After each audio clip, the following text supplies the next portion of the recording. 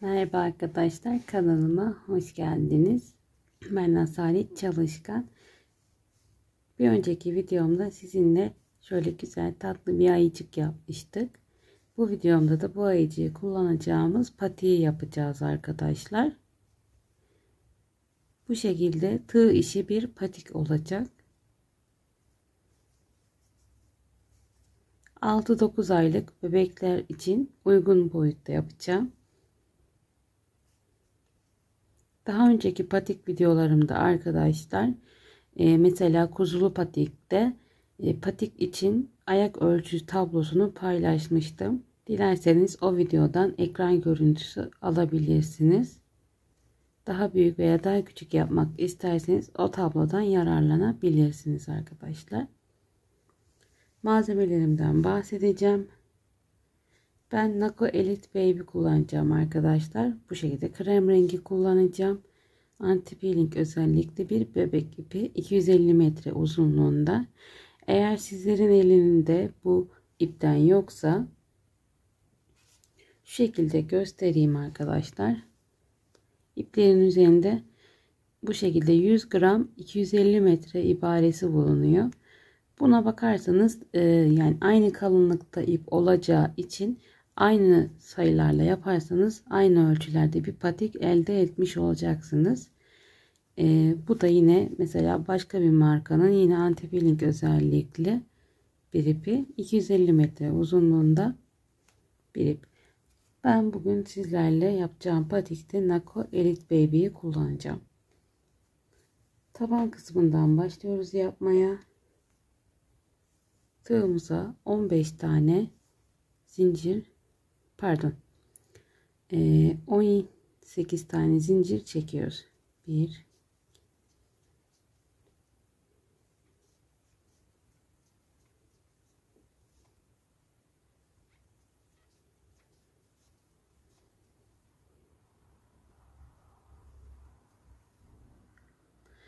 18 tane değil arkadaşlar, 17 tane zincir çekeceğiz. Yanlış söyledim. Şimdi devam ediyoruz. 17 tane zincirimizi çektik. Son çektiğim zincire değil, onun yanındaki zincire batıyorum. Bir tane sık iğne yaptım. Devam ediyorum. 2 3 4 5 6 7 tane sık iğne yaptım. Tığıma ipimi aldım. Batıyorum. Hepsini birden işliyorum. Bir tane yarım trabzan yapmış oldum. Şimdi son zincire kadar ikili trabzan yaparak devam ediyorum.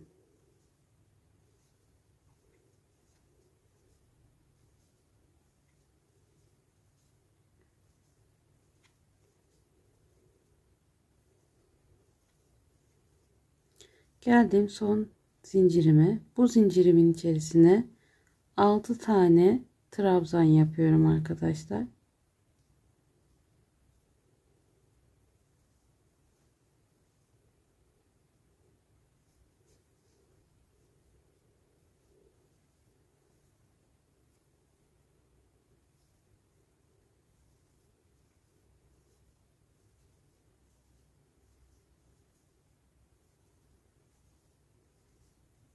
Evet, devam ediyorum yandaki zincirle.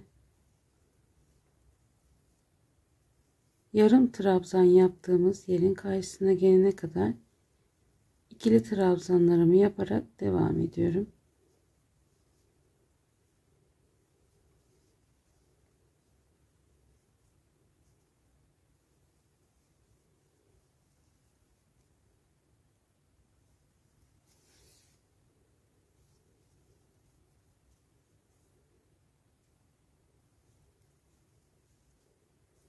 Evet, geldik yarım trabzanın karşısına. Yine yarım trabzan yapıyorum. Tığıma ipimi alıp üçünü birden işliyorum ve sık iğne ile devam ediyorum.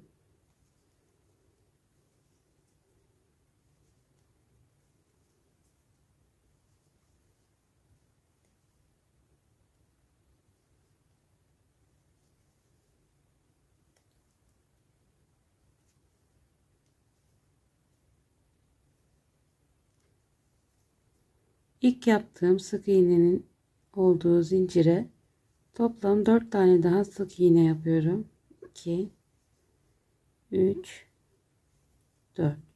İlk yaptığım sık iğnenin tepe kısmına batıyorum ve birleştiriyorum.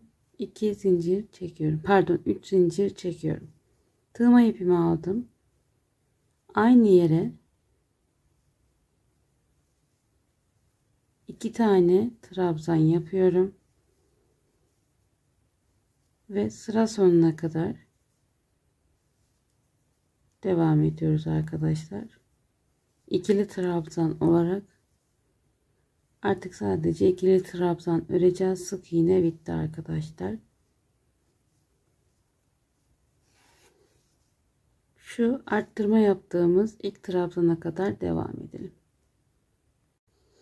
Evet, geldim arkadaşlar. İlk arttırma yaptığım trabzanın bakın tepe kısmındayım. Hemen önünde bulunan tepe kısmındayım. O trabzana ait olmuş oluyor arkadaşlar. Tığma ipimi aldım. Bir tane ikili trabzan yaptım. Aynı yere batıyorum. Tekrar bir tane ikili trabzan yapıyorum. Yani arttırma yapacağım. Her trabzanın tepe kısmına 2 kere batıyorum. Toplam 6 tane arttırma yerimiz vardı. 6 trabzanın tepe kısmına da çift batıyorum.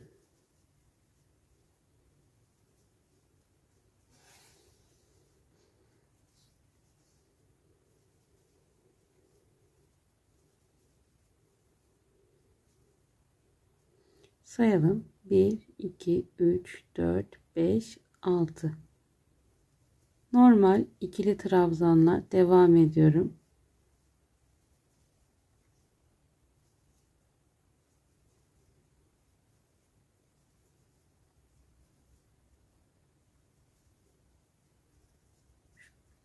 Topuk kısmında ilk yaptığımız arttırmaya kadar devam edelim. Evet, geldik ilk arttırma yaptığım yere. Şimdi yine buraya çift batacağım. Her sık iğnenin tepesine çift batacağım arkadaşlar. 4 tane arttırma yapıp 5'e tamamlamıştık. 4 arttırmaya da çift batıyoruz. İlk yaptığım trabzanın tepe kısmına batıyorum. 1 2 3 tane zincirimi çektim. Şimdi tekrar aynı yere zincirimin dibine bir tane trabzan yapıyorum. Hemen yanına arttırma yapıyorum. Çift batıyorum. Bakın böyle V şeklini gördüğüm yere şimdi arttırmalarımı yapacağım. Devam ediyorum. İkili trabzanla her yuvaya tek batıyorum. Ta ki parmak ucumuzdaki ilk yaptığımız arttırmaya kadar tek batıyorum. Geldim ilk arttırma yaptığım yere arkadaşlar. Bakın V şeklinde. Buraya çift batıyorum. Hemen yanına tek batıyorum. Çift batıyorum. Yani arttırma yapıyorum. İkili trabzan örüyorum. Hemen yanına bir tane. Onun yanına çift batıyorum. Yanına bir tane. Onun yanına çift batıyorum. Yine 6 tane arttırma yapmış olmamız lazım. 5.'yi yapıyorum şu an. Tek battım. Çift battım. Yanına tek batarak topuk kısmına kadar devam edeceğiz arkadaşlar. Buradaki ilk arttırmamıza kadar devam edelim. Geldim arttırma yerime. Çift batıyorum. Hemen yanına tek batıyorum. Çift batıyorum. Hemen yanına tek batıyorum, çift batıyorum, onun yanına tek batıyorum ve çift batıyorum. İlk başladığım yere birleştirip bir zincirimi, pardon, 2 3 zincirimi çekiyorum. Evet, tabanımız bitti arkadaşlar. Bu şekilde 1 2 3 sıradan oluşuyor. Şimdi 3 tane zincir çektik. Tığma ipimi aldım. Bakın, şu ilk trabzanın tepe kısmının boşluğuna arkadan şu şekilde batıyorum. Bakın, arkadan batıyorum. Hemen yanındaki trabzanın tepe kısmına geçiş yapıyorum. İpimi alıyorum ve trabzanımı işliyorum. Tığma ipimi aldım. Son battığım trabzanı şu şekilde yaklaştırayım. Bakın, şuraya batıyorum. Arkadan ama. Yanındaki trabzana geçiş yapıyorum. İpimi alıyorum. Bir, iki kere de işliyorum. Tığma ipimi aldım. Son battığım trabzana arkadan batıyorum. Yanındaki trabzanın tepesine batıp ipimi alıyorum ve işliyorum. Tekrar gösterelim. Tığma ipimi aldım. Bu trabzana en son battım. Onun arkasından batıyorum. Yanındaki trabzanın tepe kısmına batıp ipimi alıyorum. 1 2. Tığma ipimi aldım. En son bakın, bu trabzana geçiş yapmıştım ya. O benim son işlediğim trabzan oluyor. Ona arkadan batıyorum. İpimi alıyorum. 1 2. Tığma ipimi aldım. Arkadan battım. Yanındakine geçiş yapıyorum. İpimi alıyorum. 1 2. Tığma ipimi aldım. Arkadan batıyorum. Yandakine geçiş yapıyorum. İpimi alıyorum. 1 2. Tığma ipimi aldım. Arkadan batıyorum. Yandakine geçiş yapıyorum. İpimi alıyorum. 1 2. Bu şekilde ben daha çok seviyorum. Sizler dilerseniz eğer bu trabzanların şu tek kanadını alarak da yukarı çıkma işlemini yapabilirsiniz. Ama dediğim gibi bu şekilde her patikte kullanabilirsiniz. Çok daha güzel ve daha pratik oluyor. Yukarıya çıkma daha muntazam görünüyor. Şimdi bu şekilde sıra sonuna kadar devam edelim arkadaşlar. İlk başladığımız yere kadar gelelim. Evet, geldik arkadaşlar. Bakın, son şurada bir trabzanım kaldı. Onu da hemen göstereyim. Tığma ipimi aldım. Battım. Trabzandan sonraki geçiş yaptığım yere batıyorum. İpimi alıyorum. Ve işliyorum. En son ilk yaptığım trabzanın tepe kısmına batıyorum. 1 2 3 zincir çektim. Tığma ipimi aldım. Bu trabzanıma şu şekilde arkadan batıyorum. Az önce trabzanın tepe kısmına batmıştık ya. Bakın, buraya değil, trabzanımın ortasından şuradan batıyorum. Tığımı ipimi alıyorum ve işliyorum. Tekrar ipimi aldım. Bu sefer arkadan batıyorum. Yan tarafa geçiyorum. Bu şekilde işliyorum. Bakın, şu şekilde tığımda bir trabzanı şu şekilde yukarıya kaldırıyorum. İşliyorum. İkili trabzan olarak tığıma ipimi alıyorum. Bu sefer de şu şekilde arkadan batıp trabzanı tığımın arkasına alıyorum. Bu şekilde işliyorum. Yani bir düz işliyorum. Bir de şu şekilde arkadan batıp ters işliyorum. Buna tığ işi lastik modeli diyoruz arkadaşlar.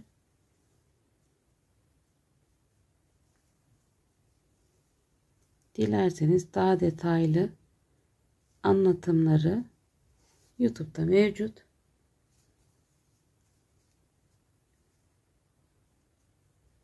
Bakabilirsiniz. Daha sonra patiye devam edebilirsiniz arkadaşlar. Yavaşça devam ediyorum.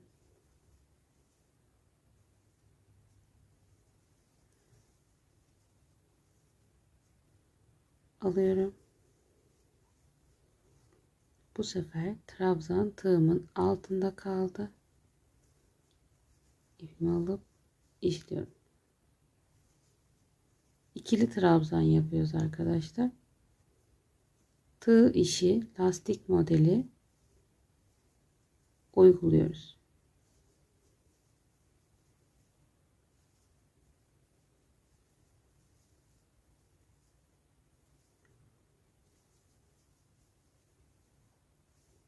Devam ediyoruz. Sıra sonuna kadar bu şekilde bir ön bir arka devam ediyoruz arkadaşlar.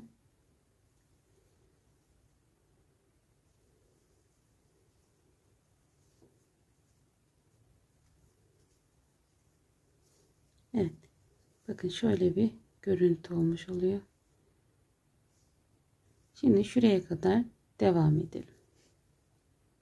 Evet arkadaşlar, geldim. Sonuncusunu da yaptım. Şimdi burada bir püf nokta söyleyeceğim.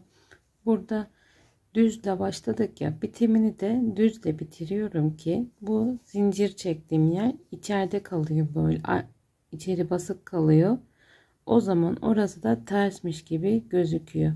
Yani sayımız tek sayı olursa 61 tane trabzanımız vardı. Tek sayı olursa o zaman bu şekilde olmuş oluyor. Şimdi yine tekrar 3 tane zincir çektim ve aynı şekilde bu sefer daha kolay. Bakın üsttekini hemen üstte kalan bu trabzanı hemen alttan batıp tığımın üstüne alıp işledim. Tekrar ipimi aldım. Altta bakın bu. Onu da hemen bu şekilde işledim. Yani düzü düz, tersi ters olarak işleyeceğiz. Şu an ikinci sıramızı yapıyoruz arkadaşlar. Bir sıra daha yapacağız. Toplamda 3 sıra lastik örgü örmüş olacağız. Artık bu sırada daha kolay. Üstte kalmış tığımın üstüne alıp işliyorum. Burası altta kalmış tığımın altına alıp işliyorum. Bu şekilde bu sıramızı tamamlayalım. Bir sıra daha aynı şekilde işleyelim. Bu sırayı saymıyoruz. Bundan sonraki sıraları sayıyoruz arkadaşlar. 1 2 2 yapıyoruz. Şimdi 3'ü bunu bitirip 3. sırayı da bitirip gelelim. Pardon. Evet. Şimdi geldik arkadaşlar. 3 sıra işledikten sonra artık bu sırada eksiltmemizi yapacağız. Ondan önce şöyle göstereyim. Bakın patiğim bu durumda. Şimdi hemen şuradan birleştirmemi yapıyorum. 1 2 3 tane zincirimi çektim, bıraktım. Şimdi arkadaşlar patiğimi şu şekilde tutacağım. Şuradan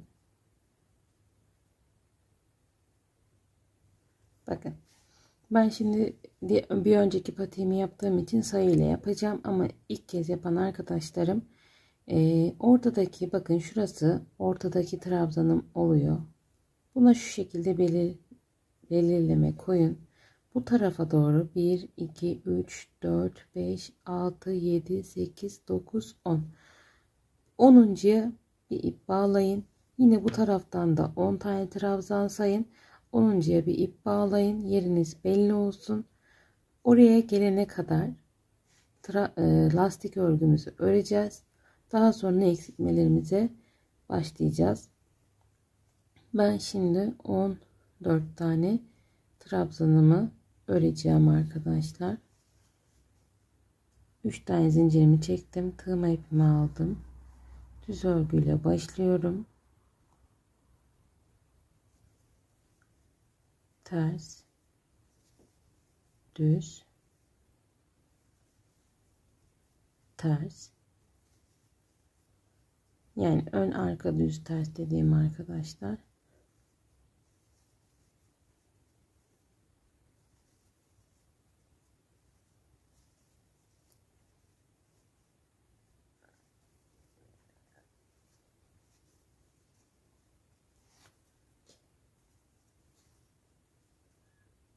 Bir, iki, üç, dört, beş, altı, yedi, sekiz, dokuz, on, 11,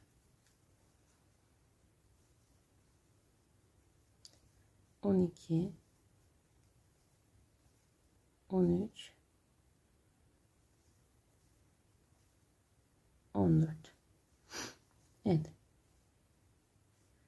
14 tane trabzanımı yaptım. Şimdi eksiltmelerime başlıyorum.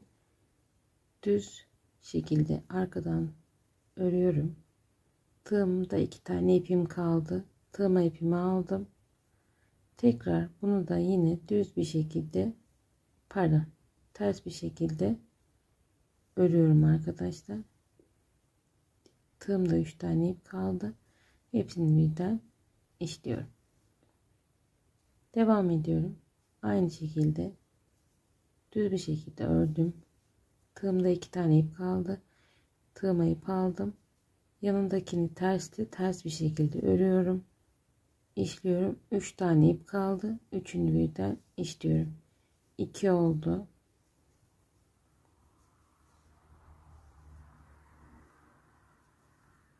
3 oldu.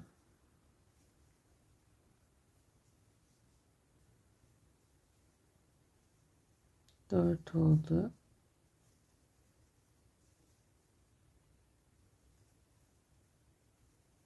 5 oldu.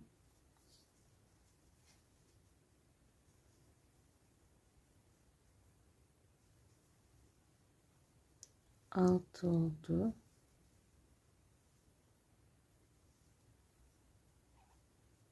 7 oldu.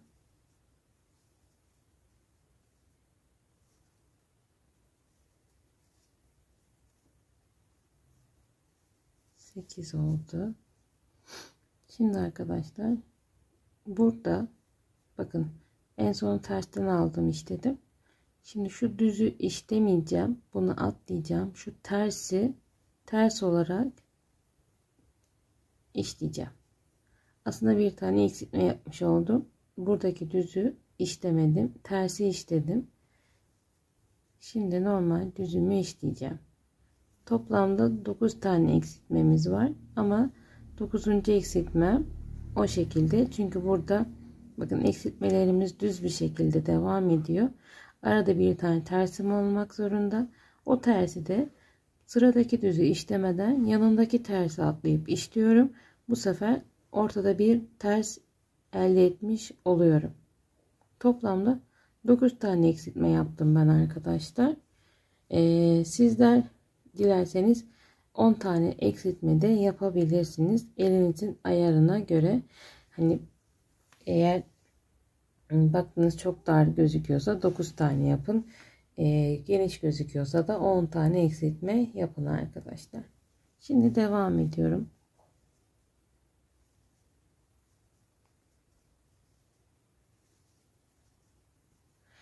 En başta hani burada ortayı bulup 10 bu tarafa 10 bu tarafa saymıştık ya arkadaşlar. Orada bir yanlışlık yaptık. Ortadakini de sayacağız arkadaşlar. Bu sefer çünkü 20 tane trabzan olur. 10 tane eksiltme yapmamız lazımdı. Ortadakini de ya bu taraf için ya da bu taraf için ortada bıraktığımız trabzanı da saymamız lazım. Onu da unutmayalım. Eksik bir bilgi vermiş olmayayım.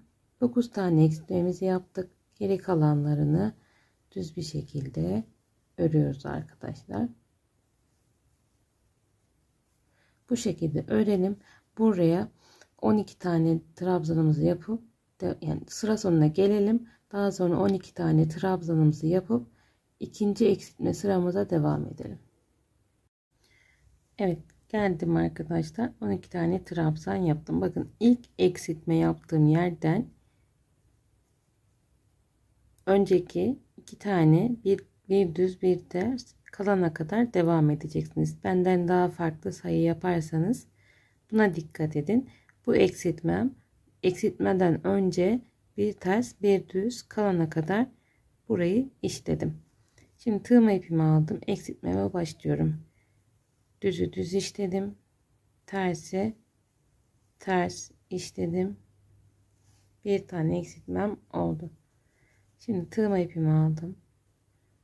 Burayı yanlış işlemeyin arkadaşlar. Bu ikili mesela böyle duruyor ya. Öyle işlemenize gerek yok. Üstteki düzü işleseniz yeter. Hemen yandakine geçiyorum. 2 oldu. Bakın eksiltme yaptık ya bu alt sırada. Onun bir düzünü alıyorum. Şu şekilde işliyorum.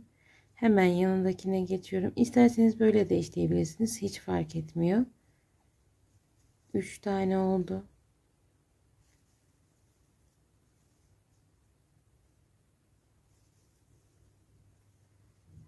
Dört oldu.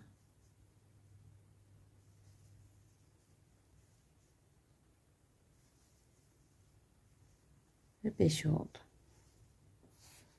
Şu şekilde hemen bakalım.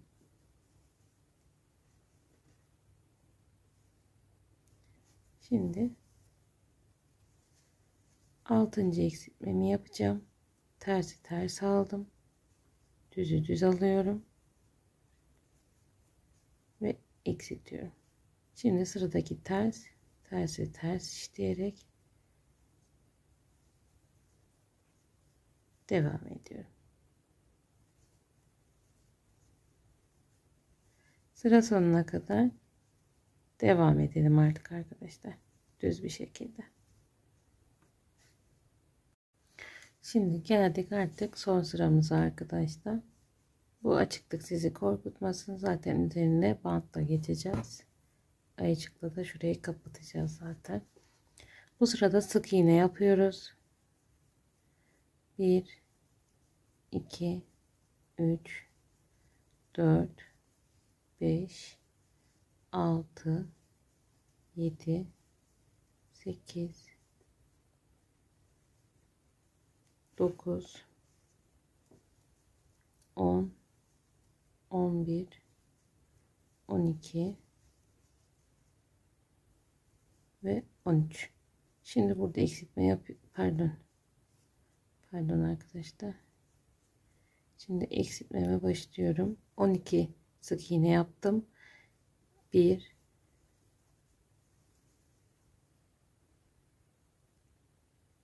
2 3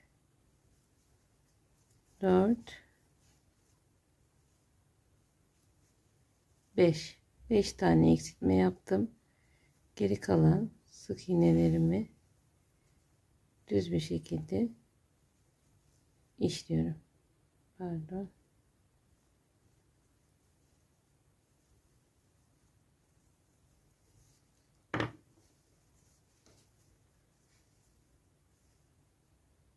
Evet. Bu şekilde sıra sonuna kadar devam edelim. Evet, bitirdik arkadaşlar. Artık ipimi kesiyorum. Şimdi bandımızı yapacağız. Sayalım. 1 2 3 4 5 6 7. 7.'nin tepesine batıyorum.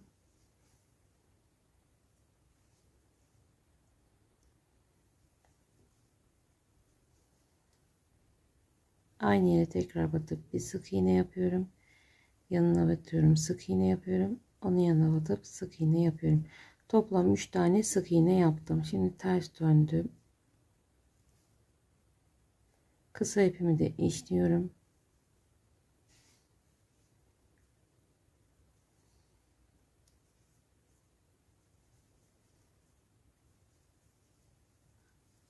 döndüm.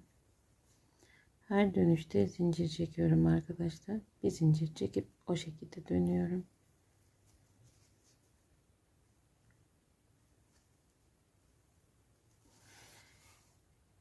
Bu şekilde 3 tane sık iğnemizi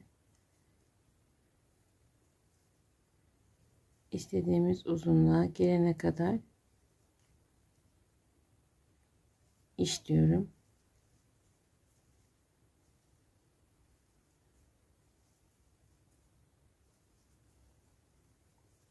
Döndürüyorum. 1 2 3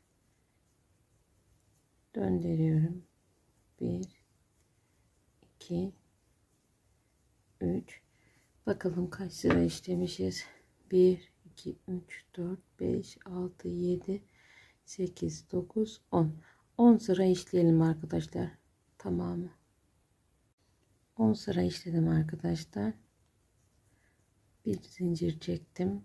2 3 4 tane zincir çektim. Son sık iğnenin içerisine batıyorum. Bir zincirimi çekiyorum. İpimi kesiyorum.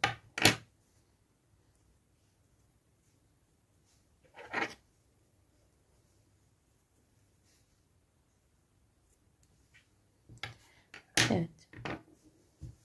Şimdi burası bu şekilde kalsın. Düğmemizi de dikeceğiz daha sonra. Şimdi ayıcığımızı dikelim arkadaşlar. 10 sıra işledim arkadaşlar. Bir zincir çektim. 2 3 4 tane zincir çektim. Son sık iğnenin içerisine batıyorum. Bir zincirimi çekiyorum. İpimi kesiyorum.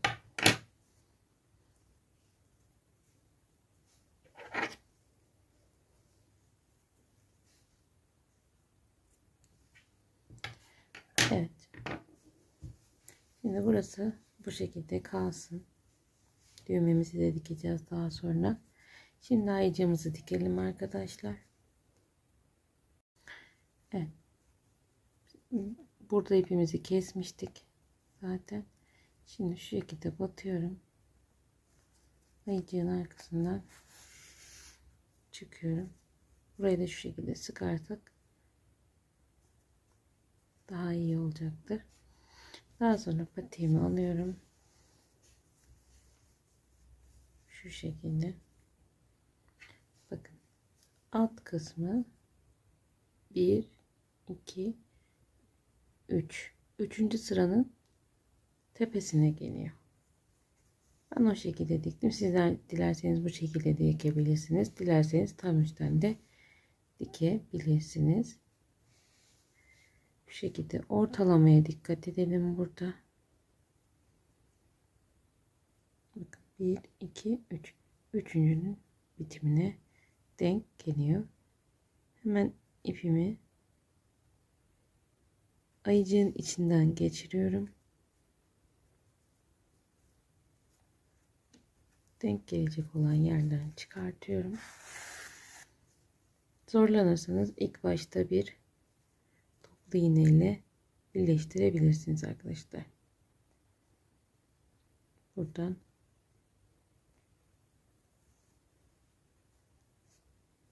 batıyoruz. Şimdi artık ben kendim için tersini çevireceğim. Çünkü bu şekilde dikmek benim için daha kolay olacak.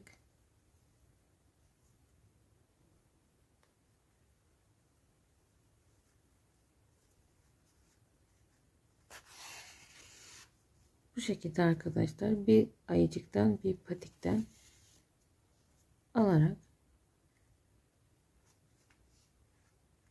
dikelim. İyice sabitleyelim. Şimdi patikten alıyorum. Daha sonra ayıcıktan alıyorum.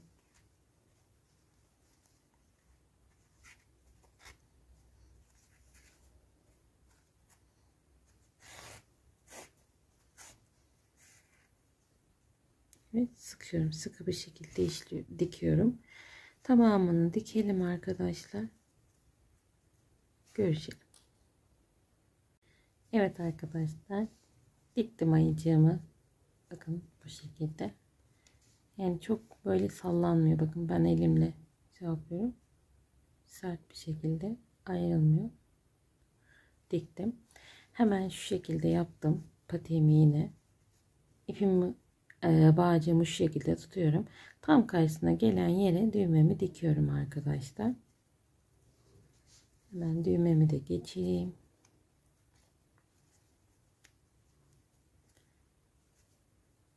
Bakın çok tatlı oldu. Gerçekten.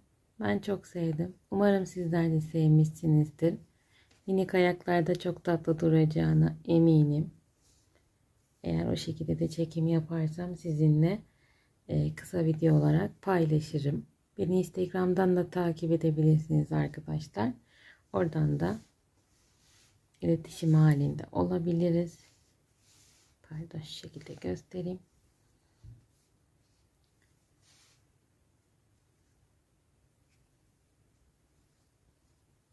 Umarım sizler de yaparsınız, beğenirsiniz. Ben gerçekten çok beğendim. Sormak istediğiniz yerleri yorum kısmında sorabilirsiniz arkadaşlar. Elimden geldiğince çabuk cevap vermeye çalışıyorum. Şimdilik hoşça kalın. Kanalıma abone olursanız çok sevinirim. Kendinize iyi bakın. Görüşürüz.